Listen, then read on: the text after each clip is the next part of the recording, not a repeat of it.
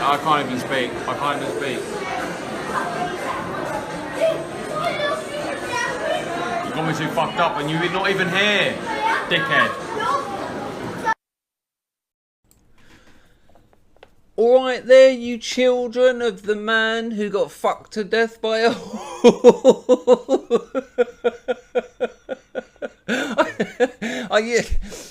I'll tell you a funny story. I don't know what, I never know what I'm going to say then. Sometimes it works, more often than not it's a complete catastrophe. Long time ago when you used to rent DVDs from physical locations, I can't remember the name of the one that was over there. Oh yes I can see the logo. Oh hang on, FOP! It was called FOP. Maybe it's still there, I don't know. Oh, it's all digital now. Oh, there will be binary. But I went in there once and I found this video, a documentary called Zoo. And I thought, oh, Zoo looks interesting. And I've turned it over and it turned out it was about this gang of men who like to have sex with horses. So obviously I rented it. No, I think I bought it. It's only like £3. So, I'd have given hundreds. So I've got this zoo and I got it home. Now I assumed, wrongly as it turned out, that these men would be throwing their Savaloy up that alley, as it were. You know, I assumed they would be sort of poking their relatively small peni into the chasm that is the rear end of a horse, protected only by the sensuous swishy swashy of the silky... Oh, I'm getting a bit aroused. But you've seen the rear end of a horse, that's just a massive slot. You know, if you ran at a horse fast enough, you could probably dive in it. But so... I assumed they would probably just sort of slap it in there a bit. I mean, how would you tell the anus from the vagina anyway? I don't get it. Oh, but how wrong I was. No. They actually had the horses fucking them. They were on their hands and knees. Oh, there will be claret. Which shocked me. I mean, I was kind of shocked either way round, in fairness, but I just thought, oh, that's a bit dodge. And what happened was, one of the blokes, now this is why it's funny, oh hilarious, his internet name was Mr. Hands. Mr. Hands. Now if any of you know, if any of you are equine educated, you'll know that you measure the size of a horse in hands. Which isn't that weird really, because we also have the measurement feet, and it's not a foot, is it? It's 12 inches. And it's always a bit creepy when you say things like 12 inches when you're talking about equine penis, equipine. And anyway, so this horse has fucked him so hard, he died on the way to hospital from internal bleeding. Now, my mother used to wear... That's a jump, innit? They all see fucked a man to death. My mother, in the winter, I used to hate winter as a kid. A, because I like sunlight, but B, because as it started getting cold, my mum would wear this horrible little sort of synthetic woolen, sort of, I don't know, like, it was like a horrible little bell-shaped hat. And like 2 kids took the piss out of it once. They were like, nah, look at your mum, she's got a tea cosy on her head. And it just ruined my primary school life. So that was bad enough. But old Mr. Hands, who got fucked to death by a horse, it got out. And I remember in the documentary they talk about he had a wife and kids. Can you imagine being the kids of the man, the kids of the man who got fucked to death by a horse? I mean, you are not living that down, and you're not escaping that either. That's going to get out wherever you go. You know, what are you going to get called? Master Hands or Son of Hands? That's the sort of cuntish thing I'd have said. Oh, it's Son of Hands. Bend over. Anyway, so what was I telling you? The reason I was telling you about it, yeah, no, fuck it. There was nothing to do with this video. I just got a little bit caught up in that when I opened with the insult that you perhaps might have been Mr. Hands in a previous life. Anyway, those of you who know about vaping will know that recently they brought in all these new laws. Now, I can only imagine, I can only guess that they've done it to put people off vaping because the cigarette companies are losing so much money. I mean, Soho is well known for being a place for early adopters, and you'll find more people up here vaping than smoking. If you want a light, like I'll have a cup of tea outside a cafe in Soho, and there'll be a bloke looking for a lighter, and everyone's vaping. He can't get a fucking lighter, so they're losing money. I think that's kind of known. I have had a look at the statistics, but fucked if I can remember them now. So I'm not even going to pretend to. I'm not going to improvise stats and face looking like a fool later. I mean, I live that life anyway. No need to add to it. So what they started doing was only selling juice in 10ml bottles. Now that's a 10ml bottle. Alright, and they also started selling atties. That's the atty there, that bit, the atomizer. That's like a 8ml or 6ml. You can only get them now in, I think, 2ml or something. Fucking ridiculous, because I'll do 15-20ml juice in a day. So, fuck knows why they've done it. However, they will sell you 10 of them. You can buy 10ml. So more packaging, more plastic, fuck knows what. You know, it's just madness. But what has happened? The free market has prevailed. The free market is clever. The free market fucking works. And I only found out this yesterday before the Chinese prescription, because I'd run out of juice. I usually make my own. I learnt that skill because I knew these laws were coming in and I didn't want to be screwed, especially not by a horse. But when I went in there, I said to the geezer, I said, so what, have I got to buy a few 10ml bottles? He went, oh no. And he showed me this. A 50ml bottle, look at that, that's fantasy, that is, that's Fanta, basically. And honestly, it vapes, it's a fizzy orange vape, and it's fucking wonderful. I mean, compared with the ash of cigarettes, what, fizzy orange vape, oh, all day long. That's 50ml, and he'll sell you that. Now, there's no nicotine in it, that's how comes he can sell you 60ml. And you're thinking, well, hang on, but I thought you had nicotine in your juice. This is a 10ml bottle of nicotine. So they sell the nicotine in 10mls, they sell the juice in 50, and it's all been measured out correctly. So you squeeze that in there and you get your normal 3mg of, they've sorted it out. They've just got round it. It's brilliant. It's actually now better, because you can have half of that. You might not, you can cut your nicotine down. And it's cheaper because they're all competing now, because the people that are making these are wanting to, you know, they don't want all these little 10ml bottle newcomers on the market. And I'll tell you what, it's fucking awesome. I'll show you how good it is. Look.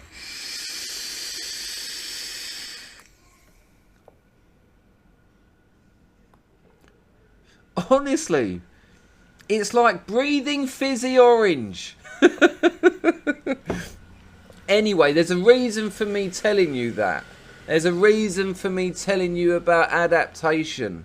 Let's look at Soho. This'll all, you know how it works with me. I don't plan my videos. I've got an idea and I've got a trajectory. I will tangent. Oh, there will be deviations from the path. But this will end up somewhere and it will make some sense. There'll be a semblance of a message. You've got used to it by now. I've got no new subscribers anyway. The fucking YouTube keep hacking thousands off me. Cheers, YouTube. Anyway, it's like Soho. You get a lot of the older people round here. I'm not young, but I mean the really old ones. You know, and they don't even register it. They don't mention it. You're like, someone's farted. We all know it's a bloke in the wheelchair. But they go, oh, and it changed round here. Oh, it ain't like it used to be. Oh, Chinatown used to be so much better. Oh, I mean, down on Old Compton Street, I mean, the sex industry round here, and it changed. Oh, and they're all like moaning about it. And I'm like, no, thank fuck it's changed. Thank fuck it's changed, because it's not a fucking museum. I don't want it to be a museum. And yes, the sex industry has changed, but it hasn't gone. Oh, no.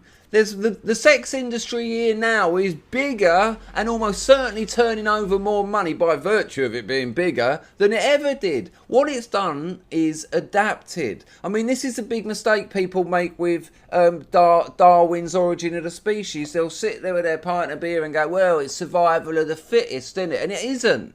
It's not survival of the... I was a bit rude there to my own working class people. I have had probably more of your posh types say, well, it's survival of the fittest, isn't it? And no, it isn't. It isn't survival of the fittest. It's not survival of the strongest. It's not survival of the most intelligent. It's the survival of the species most able to adapt to a changing environment.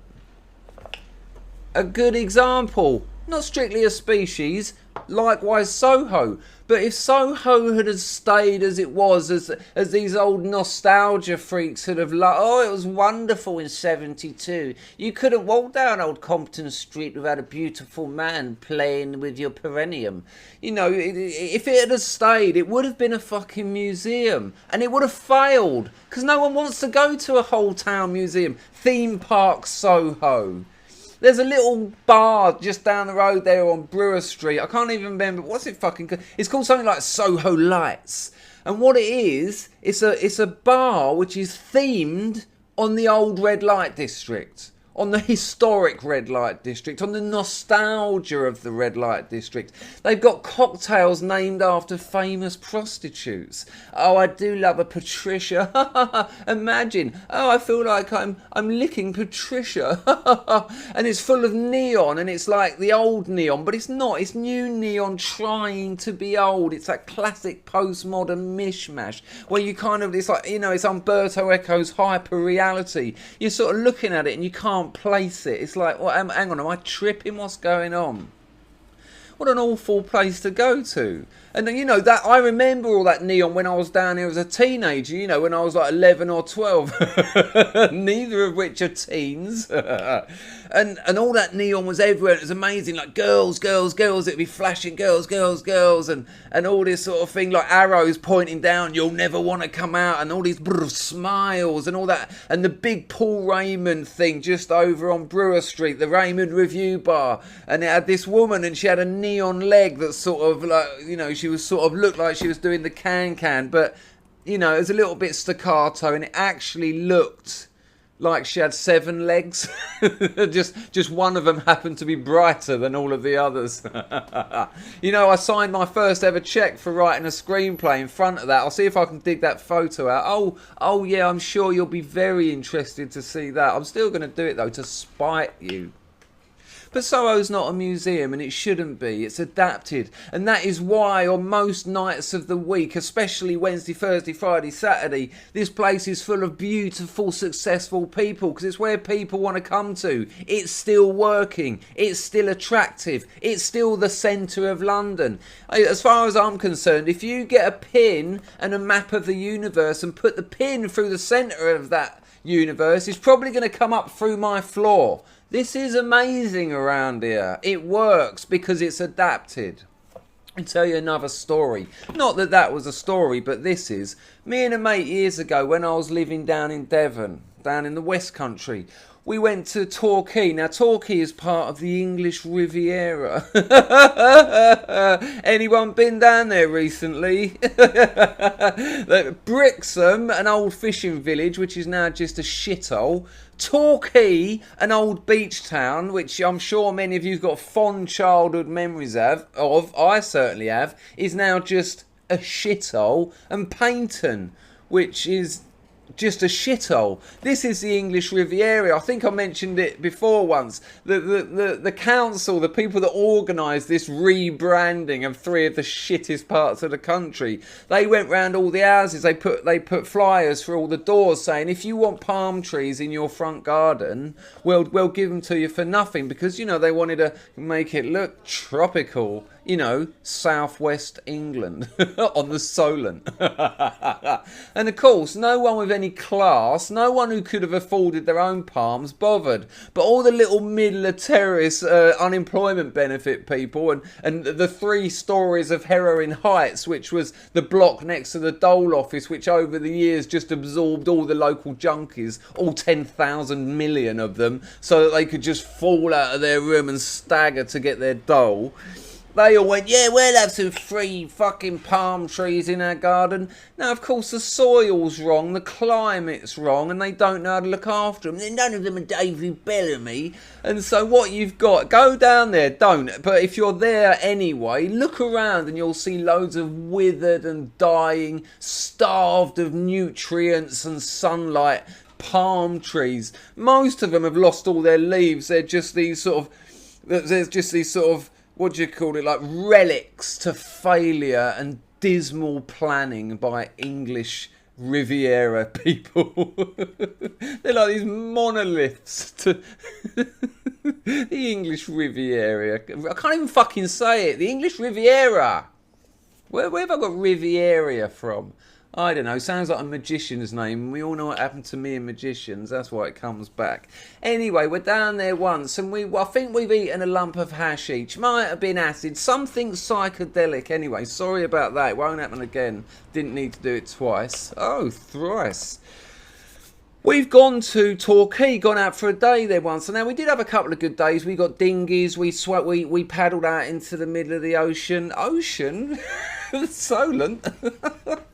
We ended up getting a hotel. We weren't allowed in a club because I had dreadlocks and he had a dirty white John Lennon suit. In the end, I called for the manager. All the punters in there were going, let them in. Let them in. And the manager just went to step aside bouncers. We'll let these two gentlemen in. And then we went in and pretended we were university lecturers of philosophy rather than first year art students. It was a very, very good night. However, another time wasn't so good, the time I'm telling you. We stumbled across this little thing called Bygones, and it was basically like a theme shop, a theme park of a bygone era. It was like a mock-up of a road, how Torquay used to be, like in 1920 or something. But it wasn't much bigger than your regular McDonald's. So, you know, we're talking like about 3 shops either side of this crappy plastic cobbled street. And like a little smoke machine at the end that had run out of the chemical years ago and was now just like an asthmatic man going honestly, the smoke machine was like this. That was it. All the industrial fog of a post-industrial Torquay. And we've gone in there. We went into this little shop, and there was a woman there, and she, in fairness, she was from a bygone era. She was at least 230 years old, face like an unmade bed, dressed up in all the sort of 1910. Fuck knows, I don't fucking know, but it didn't look good. It wasn't convincing. It was wrong. It was plastic. It was modern technology, much like Soho lights, neon, trying to be old. Same problem. And on top of the psychedelics, it was like, hang on, what is this? Is it new? Is it old? Is it old? Is it new? Is it both? Is it neither? What's happening? Is it the map? Is it the territory? Is it the copy? Is it the original? Do such things exist anymore? Are you digital? If I press your tit, does your mouth open? Better not do that. Don't say things like that when I'm tripping. Anyway, we've gone in there and she's gone, oh, hello there, my 2 boys. Have you come in here for some of my lovely homemade jam? And it was like, nah. And I suddenly realised not only, we had to pay to get in. Oh, yeah, you have to pay to experience the past. But then they were trying to sell us other stuff. If you wanted to engage with the bygone era, you had to pay with real money from the present. I mean, if she'd have asked me for a couple of shillings or something, or that would be 2 guineas of my lovely little boys. Come and sit beside me, you great lump of fertiliser, and I'll tell you how much my jam really cost. But no, it was like, that'll be a £5, mate. Fuck off, you can keep your jam. What's it made out of? Apples from 1910. So, you know, we were in and out there like within 5 minutes thinking that Bygones was awful. It wasn't good. There was another little shop with a man in there pretending to make clothes, and you could sort of buy a school blazer in there and they'd be going, hello there, lads, you want measuring up or something? It was only me and my mate in there. And it was like, no, we don't want measuring up. No, we don't want to spend more money on buying your new old stuff. Thank you very much. So we've got out of Bygones. It was like, see you later, bygone. And then we thought we'd get something to eat. We'd get a cup of tea and a bit of cake. All lovely, you know. If you've eaten a bit of hashish, you get a bit of the munchies. We'll get a bit of tea and cake. And there was a little cafe next door. And we've gone in there. And the first thing we both noticed, and it was simultaneous, and we've clocked it, and we've clocked each other, it was a better version of bygones than bygones. This place was authentic, as old as the hills. We were cracking up. The woman in the other one, oh yeah, would you like to buy some of my lovely jam? It was the real one of her, says working here. So when I asked for some scones and she went, do you want some jam with that, my lovely? I was like, what the fuck's going on?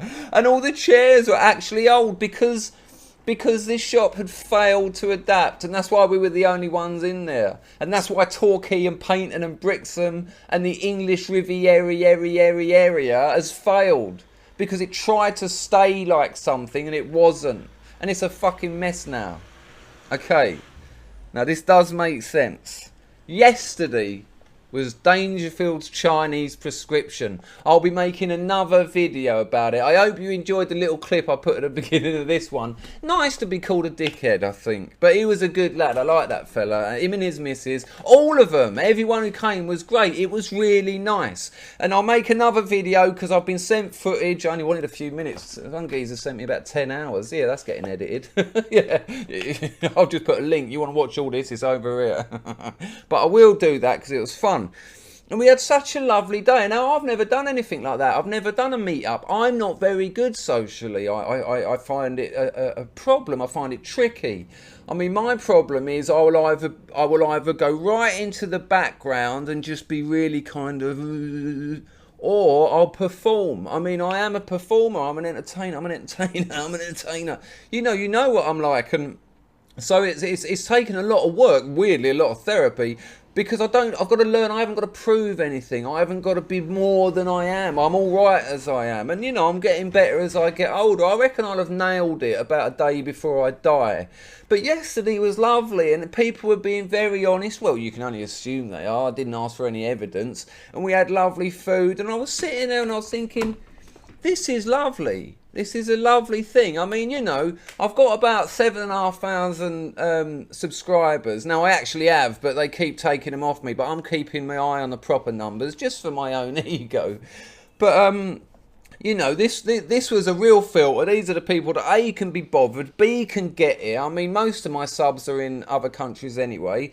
People that could afford it, etc, etc, etc. But what a lovely bunch of people, one and all. And it was really nice. And I kind of realised that they like my videos. You know, a lot of you will be watching this now. And it was nice. They were telling me and they were sort of saying, you know, I'm really into what you do. And it's been really refreshing. And I like your arguments. I don't agree with all of it, which is encouraging. If someone had come up to me and went, everything you say is perfect, I would have probably had them shot to have protected the rest of the group, quite frankly. But, you know, we were brought together by all these things. Now, not just, you know, there's a common interest. Not me, but what I'm saying. Because if I was saying other stuff that they didn't agree with, I doubt they'd have come there. I doubt you'd watch my videos. The common interest is the ideas. You know, and then there's these other things. There's respect. There's mutual respect. You know, I respect you. I make videos and I try and make them to the best of my ability because I want them to be of value to you. There's a mutual respect. And dare I say it, a kind of friendship. You know, and I am relatively new to all this. I mean, I've had YouTube channels for years because we had them for work. But this channel's only, what, about 8 or 9 months old. And like I say, that's the first meetup I've ever done. And fuck me, I thought it was going to be like a Kekistani hangout, rolling 2 die 10 to see who's going to buy the next pint of Ribena or whatever.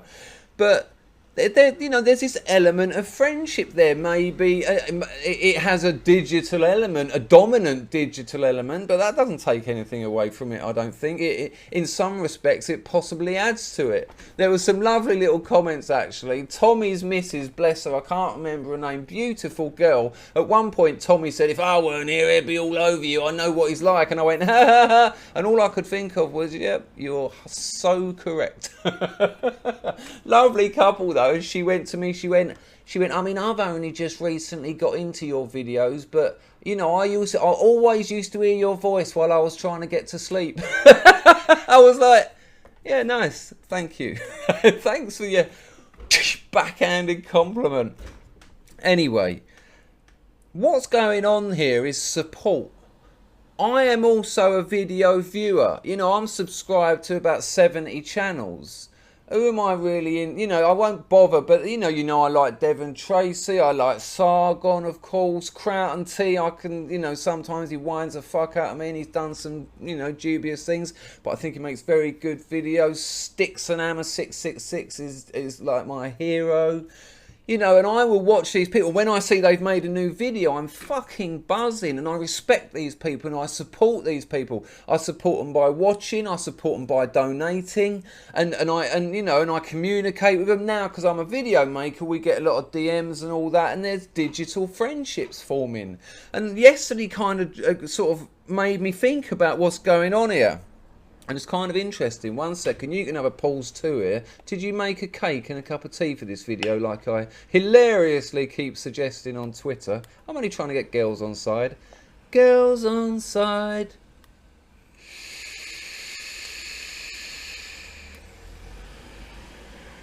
%16% of my viewers are female.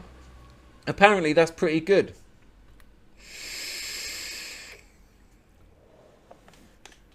According to what criteria, I'm unsure. Now, the other thing, of course, is on top of people coming out to meet me and coming out to spend time with like-minded people, you've got your Patreon, you got your super chat. I done a live stream the other week, and people donated money on the super chat. They're giving me money. Now, without a doubt, the Patreon and the super chat, without a doubt, and I'm not going to bullshit around this. The more money I'm getting, the more videos I'll make because I can do less of my normal work because I'm not so reliant on that money. You know, if I can get to a suitable monthly wage from making videos, I'll quit the other thing and do this full time. And if that were the case, you'll be looking at 2-3 videos a day. I swear, that's how it would be. I'd move out to Thailand where the money's worth more anyway, and I'd make videos on my travels. And that's what I do, but that is support.